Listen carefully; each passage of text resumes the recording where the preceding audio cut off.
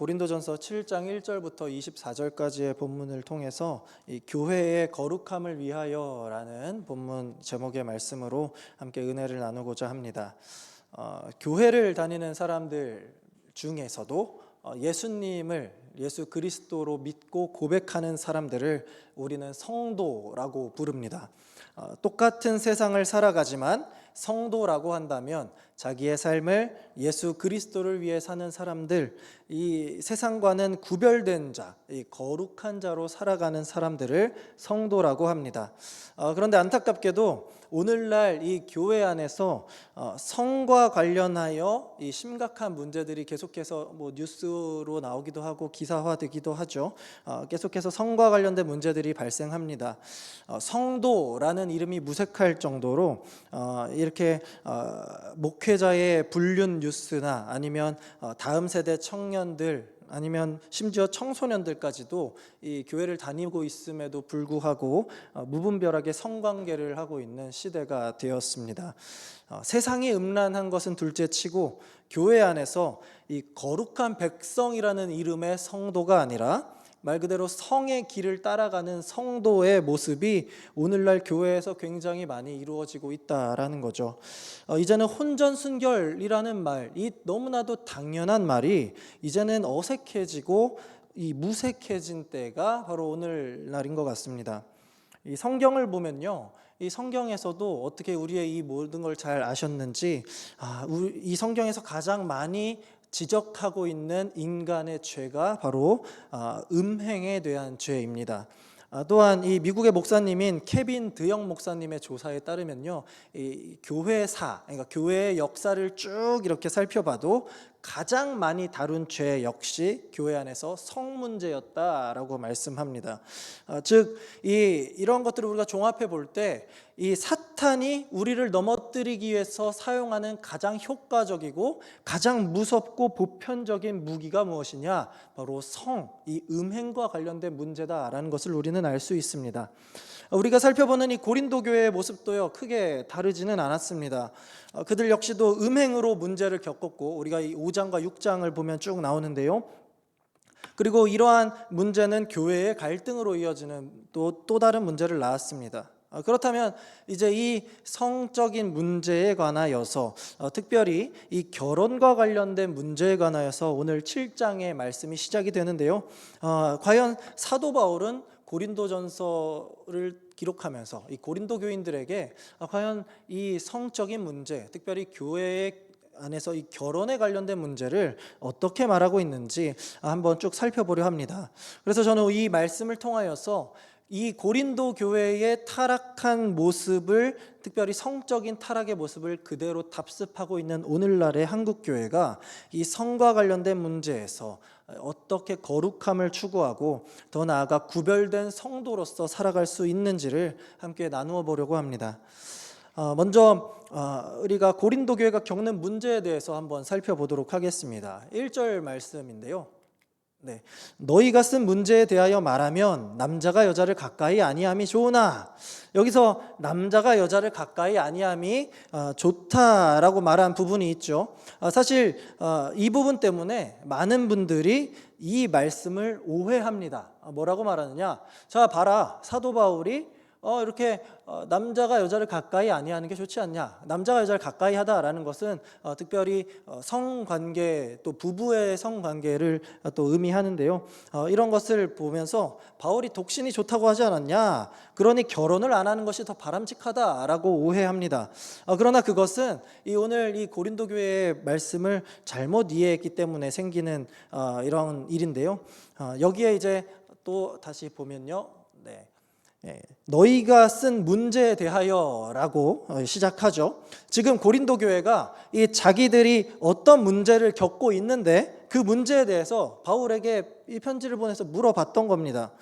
여러분, 우리가 계속해서 고린도 전서를 보면서 고린도 교회의 문제들을 얘기했죠. 가장 심각한 게 뭐라 했습니까? 이 안에서 갈등이 또 이렇게 계파가 나뉘어서 갈등을 겪고 있다라는 거죠. 그 가운데에서 여러 가지 문제가 있지만 음행의 문제가 있었습니다. 이 고린도 교회가 얼마나 문란했냐면요, 이 고린도 전서 5장 1절에 보니까 너희 중에 심지어 음행이 있다함을 들으니, 그러니까 음행이 있다는 걸 들었는데 그 수위가 어느 정도입니까? 그런 음행은 이방인 중에서도 없는 것이라. 이방인도 안 하는 그런 몹쓸 음행을 너희가 하고 있구나라고 지금 바울이 말을 한 겁니다. 제가 지난번에 이 고린도 교회 이 전설을 처음 시작할 때 이 고린도는 이 그리스의 대도시라고 했죠. 아테네와 더불어서. 그리고 이 고린도에는 아프로디테 여신의 그 신전까지도 있었습니다. 그리고 이 신전에서 이루어지는 문화가 뭐냐면 이 약 1000명의 여자 사제들, 1000명의 쉽게 말해 창기죠. 창기들이 있었는데 여기에 사람들이 가서 이 신전의 여사제들과 성행위를 갖는 것이 아프로디테를 예배하는 하나의 행위가 되었습니다. 이러한 심각한 음행이 이 고린도 안에 판을 치고 있었고 이러한 영향을 고스란히 고린도 교회도 받아왔었다라는 거죠.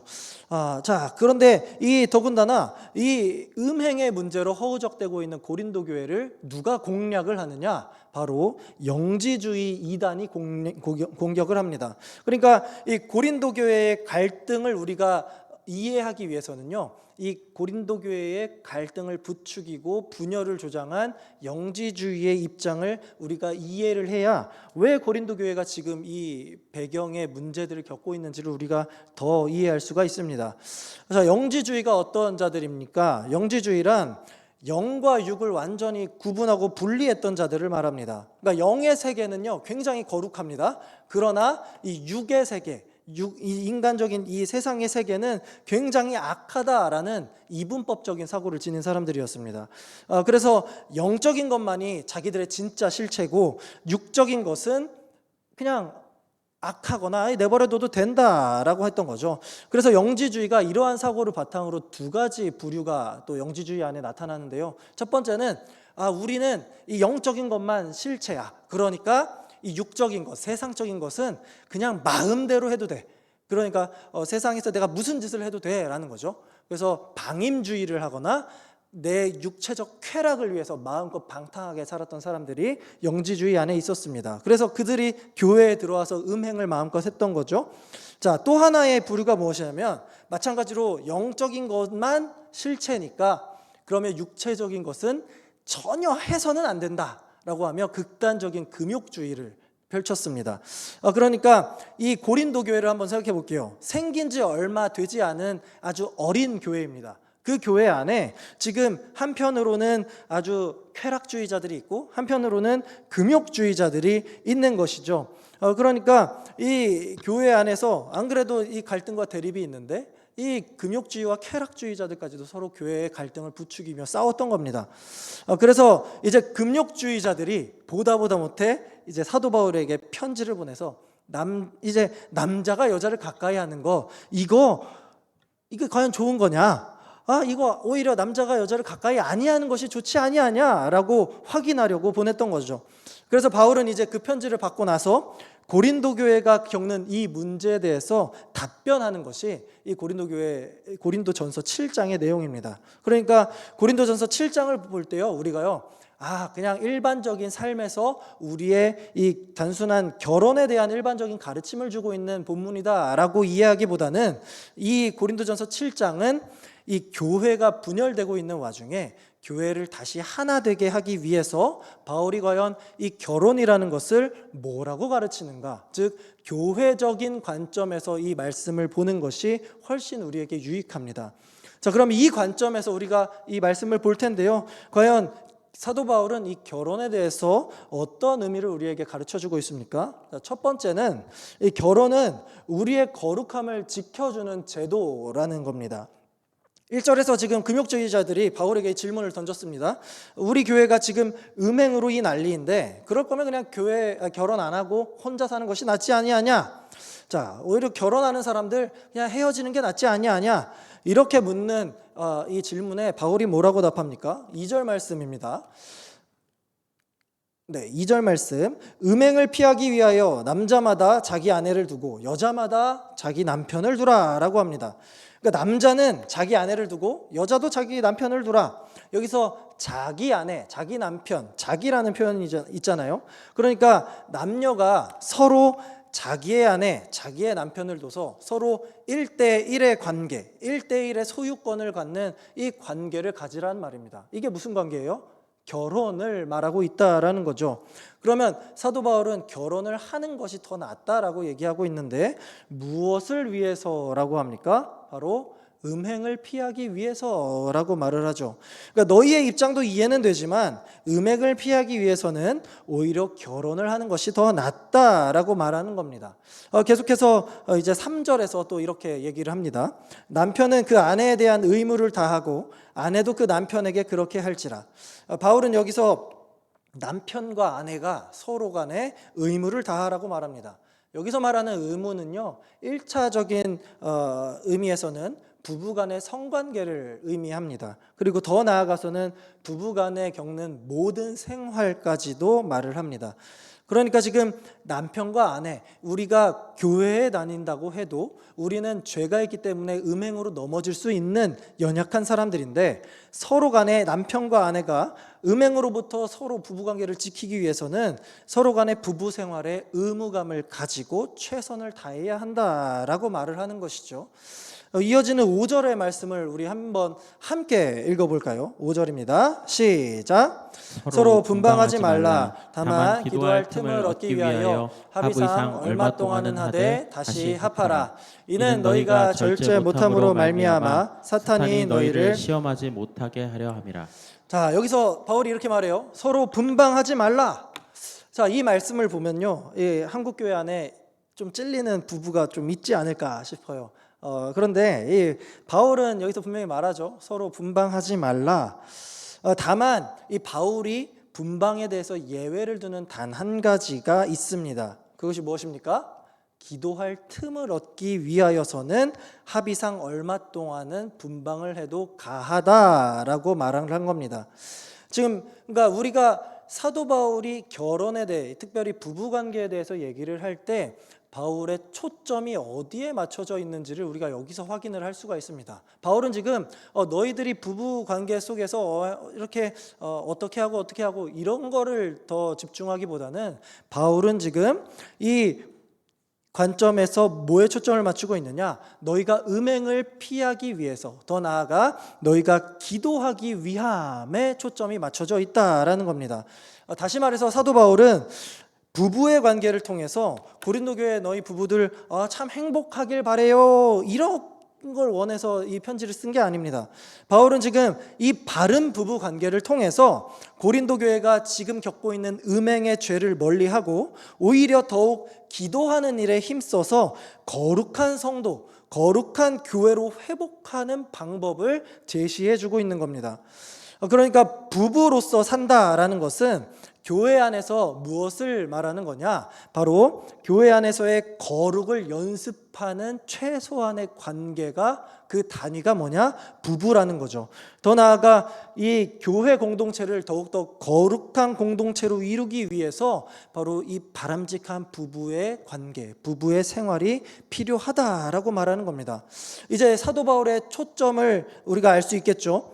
결혼 자체에 초점을 맞추기보다는 결혼이든 나처럼 독신이든 간에 현재 내 삶이 하나님 앞에 예수 그리스도 안에서 거룩을 향해 나아가고 있는가? 만약에 우리가 그렇지 않다라면 지금 내가 결혼을 했다면 그 부부관계에서 음행을 멀리하고 거룩을 차단하는 거기에서 벗어날 수 있도록 서로 간에 최선을 다해야 한다. 우리 교회가 공동체 전체적으로 거룩함을 향해 가고 있는지 서로의 모습을 보면서 한번 돌아보자라고, 계속해서 현재 우리들의 모습을 살펴보자라고 말하는 거죠. 이러한 상태에서 바울이 이제는 6절과 7절에서 이렇게 말을 합니다. 그러나 내가 이 말을 함은 허락이요 명령은 아니니라. 지금 이 바울의 말이 그냥 권면이다라는 거죠. 명령까지는 아니다라는 겁니다. 그런데 7절에 이렇게 말해요. 나는 모든 사람이 나와 같기를 원하노라. 그러나 각각 하나님께 받은 자기의 은사가 있으니 이 사람은 이러하고 저 사람은 저러하니라.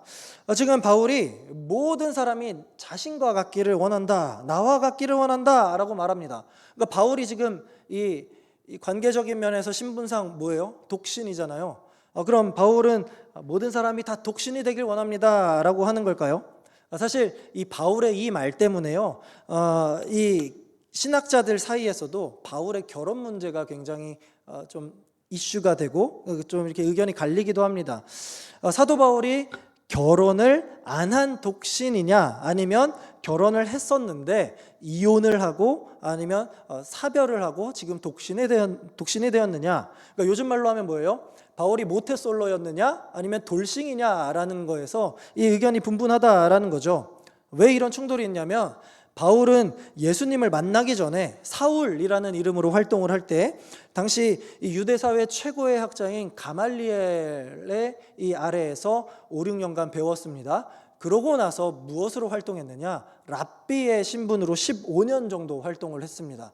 그런데 이 유대 사회에서 랍비가 되려면요, 결혼을 한 사람을 대상으로 이 선생님 랍비라고 불렀단 말이죠. 그러니까 랍비의 자격에 이렇게 결혼을 한 사람을 두었던 거죠.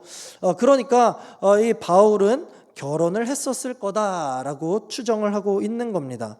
그리고 오늘 본문에서 바울이 이제 쭉 1절에서 24절까지를 보시면 이 결혼한 경우에 대해서도, 그리고 독신에 대해서도 다 가르쳐주고 있는데, 그럴 수 있는 이유가 무엇이냐? 바울이 결혼 생활을 해봤기 때문에 이 교훈을 줄 수 있는 것이다. 경험이 있으니까 가르칠 수 있다라는 의견이 있습니다. 그래서 바울은 결혼을 했는데 아무래도 예수님을 만나고 난 뒤에 예수님을 믿지 않는 아내와 이혼을 했거나, 아니면 전도 때문에 너무나도 바빠서 가정생활에 소홀해서 이혼을 했거나, 아니면 사별을 했거나, 이렇게 추측을 하는 거죠. 사실 성경은 바울의 결혼 문제에 대해서 정확하게 얘기하고 있지 않기 때문에 뭐가 맞다 틀리다라고 확정짓는 것은 어렵습니다. 어쨌든 간에 확실한 것은 뭡니까? 지금 이 고린도 전서를 보내고 있는 바울의 현 입장은 지금 독신의 상태다라는 겁니다. 자, 그러면서 이제 바울이 이러한 상황에서 지금 모든 사람이 나와 같기를 원하노라라고 했는데, 이게 모든 사람이 다 나처럼 독신으로 살았으면 좋겠습니다 라고 말하는 걸까요? 자, 여기서 바울이 이 말을 한 근본적인 의도를 우리가 살펴볼 필요가 있습니다. 자, 이어지는 8절의 말씀을요, 우리 함께 읽어보도록 하겠습니다. 시작. 내가 결혼하지 아니한 자들과 과부들에게 이르노니 나와 같이 그냥 지내는 것이 좋으니라. 자, 여기서 보면요, 바울은 결혼이든 독신이든 계속 이 두 입장을요, 이 성경 말씀 쭉 보면요, 둘 다 지지하고 있습니다. 나와 같이 그냥 주님 주신 사명을 위해서 혼자 지내는 것도 좋다. 내가 전도 여행 다니면서 복음 전하다 보니까 이 가정의 책임을 다하지 못할 바에는 그냥 이렇게 혼자 지내는 것이 더 좋다. 주의 일을 위해서는 말이지. 이러면서 그러니 아직 결혼을 안 한 사람이나 아니면 과부가 된 자라도 주님의 일에 말 그대로 내 삶을 올인할 거라면 그냥 혼자 독신 생활하는 것 괜찮다라고 말한다는 거죠. 그러나 9절에서 바울은 이렇게 덧붙입니다. 만일 절제할 수 없거든 결혼하라. 정욕이 불같이 타는 것보다 결혼하는 것이 나으니라.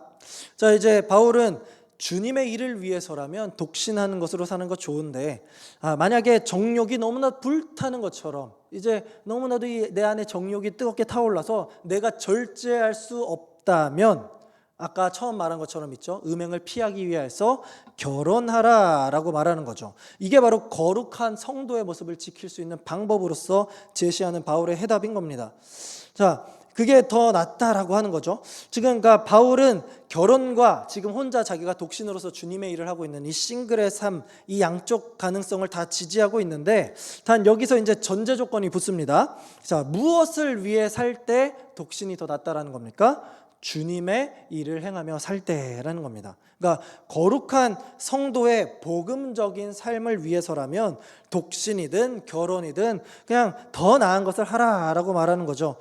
그러니까 이 말씀을 보고 이제 바울이 혼자 살아도 된댔으니까 내가 결혼 안 해야지 이렇게 생각한다면 사실 큰 오산이 되는 겁니다. 저는 이 부분에 대해서 자신 있게 말할 수 있을 것 같아요. 바울과 같이 하나님께 인생을 올인할 수 있다면요, 내가 정말 사도 바울처럼 살 수 있다면 결혼 안 해도 됩니다. 그러나 조금이라도 망설임이 있다면 나 자신의 이 죄악으로부터 나를 지키기 위해서라도 결혼을 하는 것이 훨씬 더 유익하다라는 것이 바울이 내린 우리에게 준 답이라고 할 수 있겠습니다. 제가 결혼을 준비하는 이유도 다 여기에 있습니다. 저는 이것을 이겨낼 수 있는 자신이 없거든요.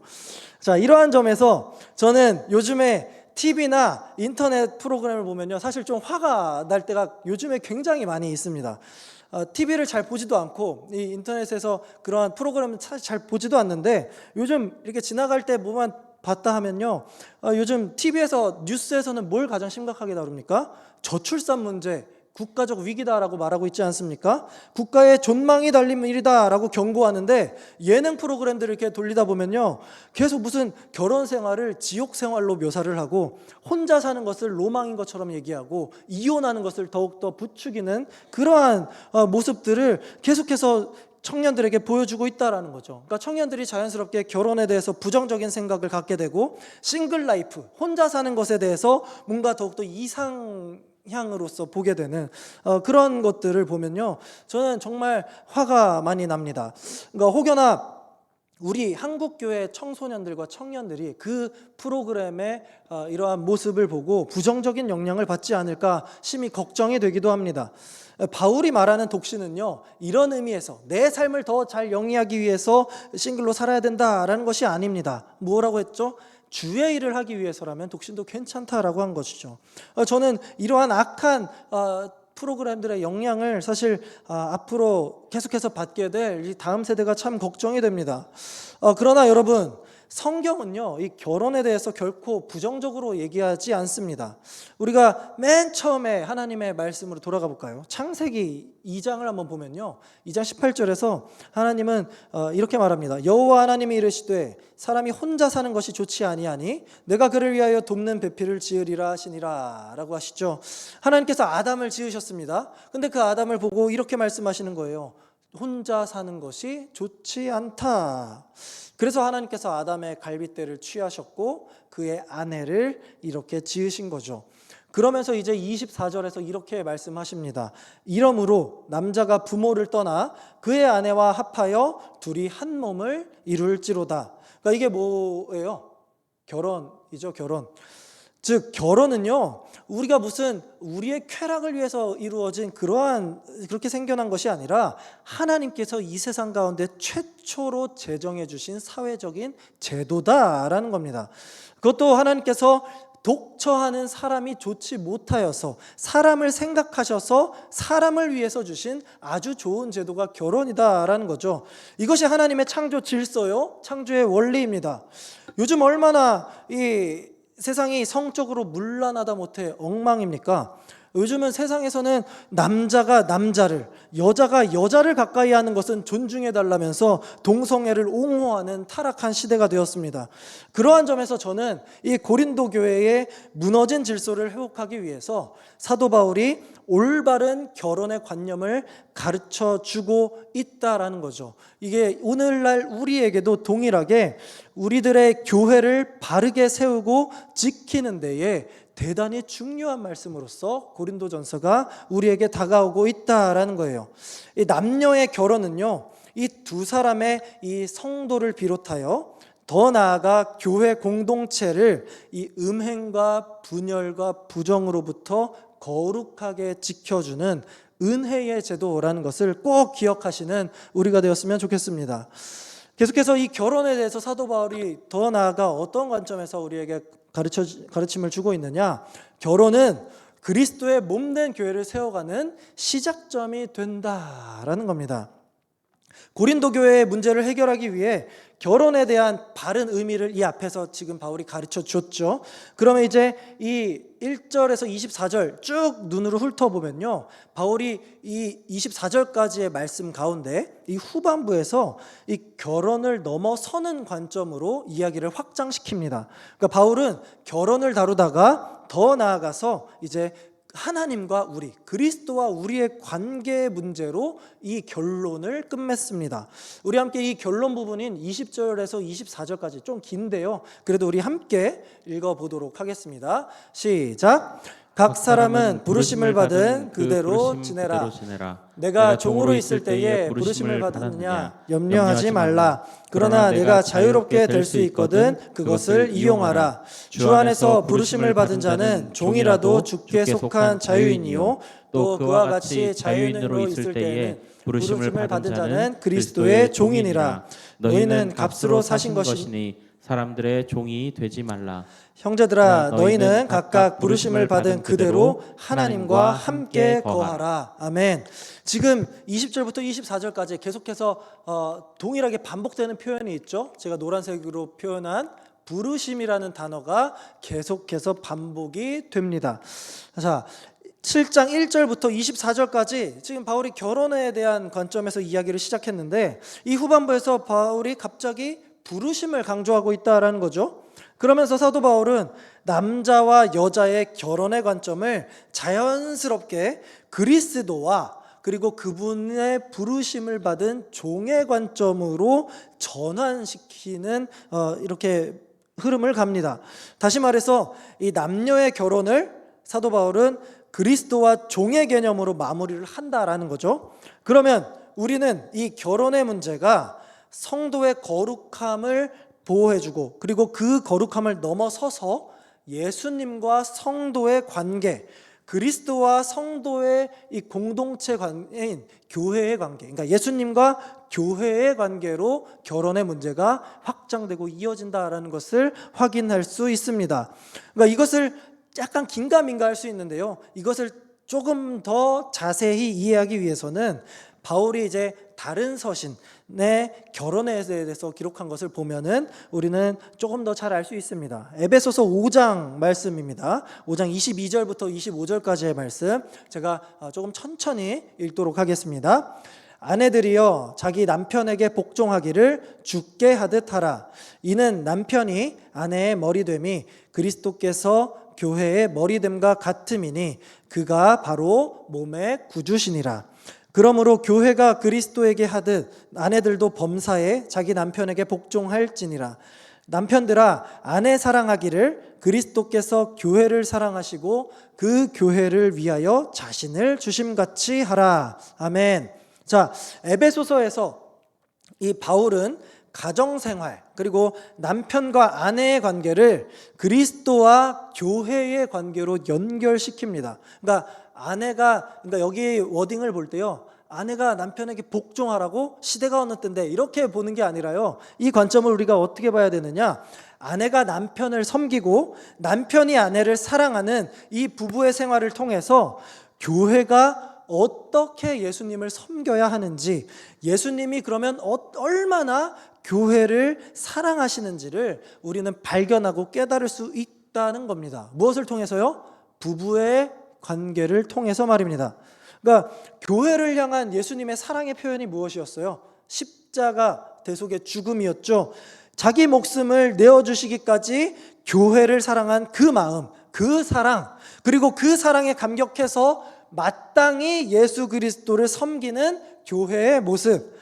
즉 남편은 아내를 지극히 사랑함으로써 예수님께서 우리를 위해서 자기 목숨까지 내어주셨다라는 사랑을 배우게 되고, 이제 반대로 아내는 예수님께 복종하듯 남편에게 복종함으로써 이제 구원의 은혜를 입은 교회가 그리스도께 얼마나 어떻게 충성해야 하는지를 배울 수 있는 관계, 이것이 바로 결혼한 부부의 관계임을 분명하게 보여주고 있는 거죠. 결국 바울이 고린도 교회의 결혼 문제, 더 나아가 오늘날 우리 한국 교회까지도 여전히 고민하고 있는 이 성적인 문제를 두고 궁극적으로 말하고자 하는 바가 무엇이에요? 교회를 바르게 세우는 방법을 제시해주고 있는 겁니다.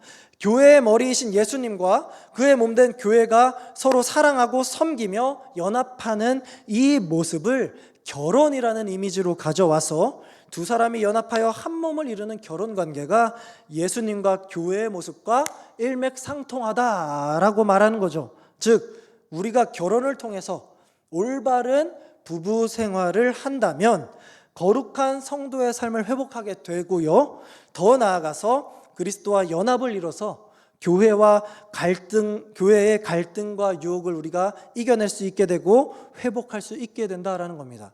자, 그러므로 고린도 교회를 어지럽히는 이 영지주의, 금욕주의자들의 말처럼 남자와 여자가 결혼하지 않는 것이 바람직하냐? 그것보다는 오히려 바람직한 부부관계가 예수 그리스도의 몸된 교회를 바르게 세워가는 첫걸음이 될 수 있음을 바울이 말하고자 하는 겁니다. 그러면 종합적으로 사도 바울은 이 7장 1절에서 24절을 통해서 말하고자 하는 바가 무엇입니까?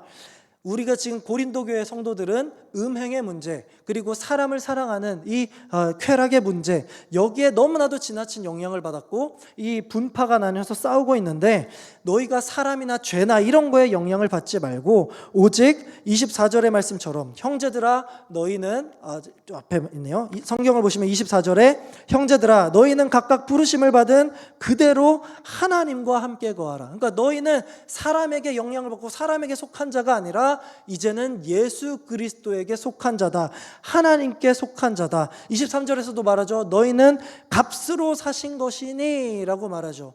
예수 그리스도께서 핏값으로, 당신의 생명의 값으로 우리를 당신의 것으로, 당신의 종으로, 더 나아가 당신의 신부로 우리를 불러주셨다라는 겁니다.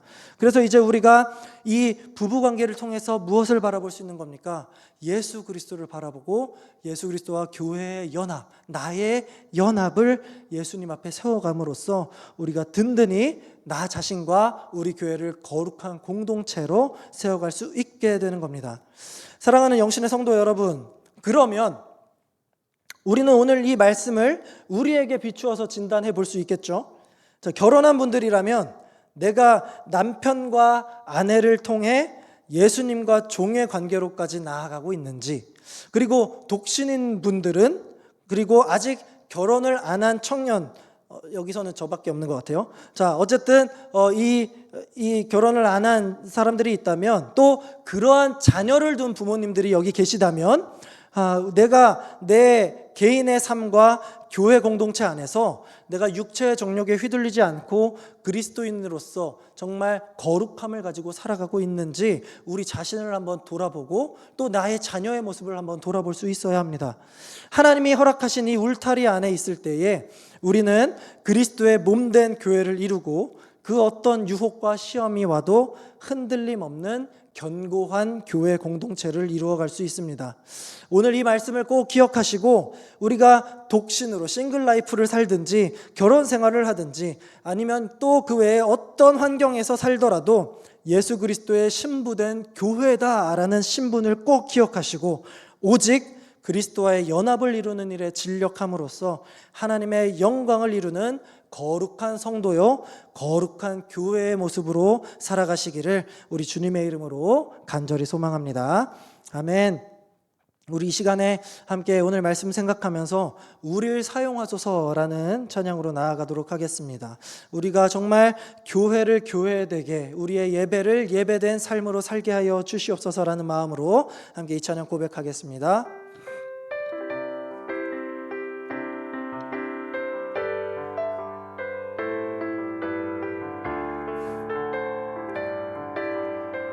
우리에겐 소원이 하나 있네. 우리에겐 소원이 하나 있네. 주님 다시 오실 그날까지 우리 가슴에 새긴 주의 십자가 살아 나의 교회를 사랑케 하네. 주의 교회를 향한 우리 마음, 주의 교회를 향한 우리 마음, 희생과 포기와 가난과 고난, 하물며 죽음조차 우릴 막을 수 없네. 우리 교회는 이 땅의 희망, 교회를 교회되게, 예배를 예배되게 우릴 사용하소서. 진정한 구원의 날 오늘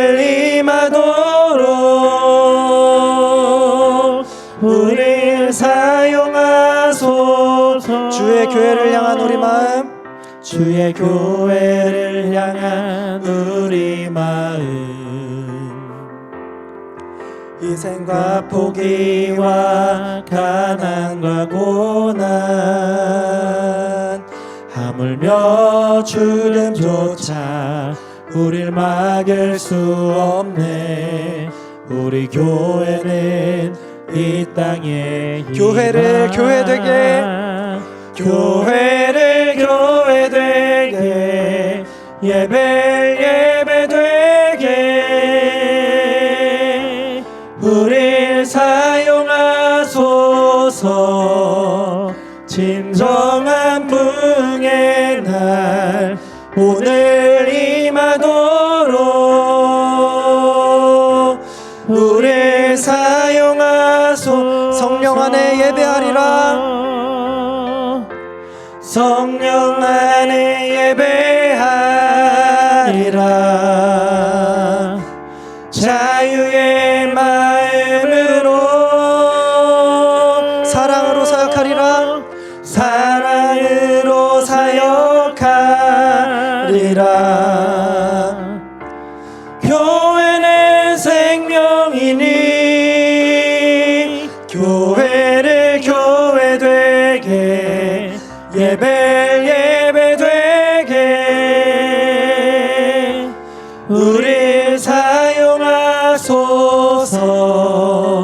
진정한 부흥의 날 오늘 임하도록